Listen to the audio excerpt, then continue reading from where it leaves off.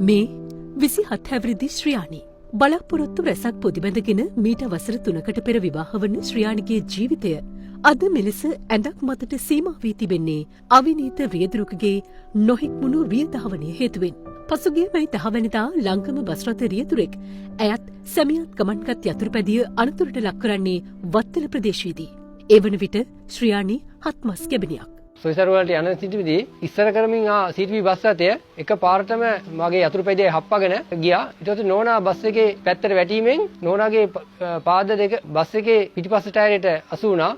අනතුරින් ශ්‍රියානිගේ දෙපා වලට දැඩි හානි සිදු වූ අතර කොන්දට සහ උකුල් ඇටයටද හානි සිදුව තිබුණා. කෙසේ වෙතත් ශ්‍රියානිගේ කුස තුල සිටි දරුවාට අනතුරක් සිදුව නොමැති බව හඳුනාගත් වෛද්‍යවරු සිසේරියන් සැත්කමකින් දරුවා බිහි කිරීමට කටයුතු කළා.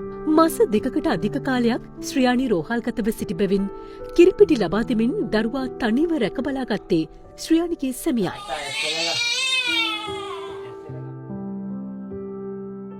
මට ලොකු ඊනියක් තිබ්බා දරුවත් එක්ක එකට ජීවත් වෙන්න. ඒ හැමදේම නැති වුණා.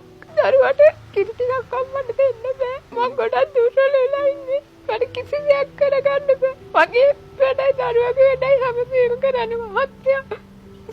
අනතුර හේතුවෙන් සැත්කම් 7කට මුහුණ දුන් ශ්‍රියානිට තවත් සැත්කම් කිහිපයක්ම සිදු කිරීමට ඇති නමුත් ඇයගේ දුර්වල තත්ත්වය නිසාම වෛද්‍යවරුන් තීරණය කර ඇත්තේ ඒවා පසුව සිදු කිරීමටයි. අනතුර සිදු කළ රියදුරු පිළිබඳව තවමත් කිසිදු විස්තරයක් නොදන්නා ඔවුන් නීතිය මගින් තමන්ට නිසි පිළිසරණක් නොලැබුණු බවද පවසනවා. ඒ බස් රථේ රියදුරු මහතාවත් කවුරුත් මාව බලන්නවත් තාවේ නැහැ. කිසිම සාධාරණයක් කරේ නැහැ. කවුරුත් මගෙන් කට උත්තරයක්වත් යන්න මේ රෝහලටවත් ආවේ නැහැ.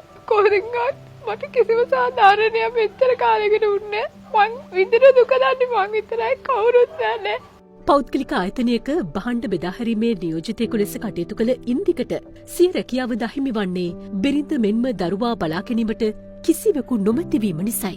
එක් අවිනීත රියදුරෙකු නිසා ශ්‍රියානිගේ ඉන්දිකගේ මෙන්ම මේ කිසිවක් නොතේරෙන සිඟිත්තාගෙත් ජීවිත අඳුරු වෙමින් තිබෙනවා. මම දැන් ඉන්න තත්ත්වය අනුව මට පිටිපැකට්ටයක් ලබා ගන්න විදියක් නැහැ.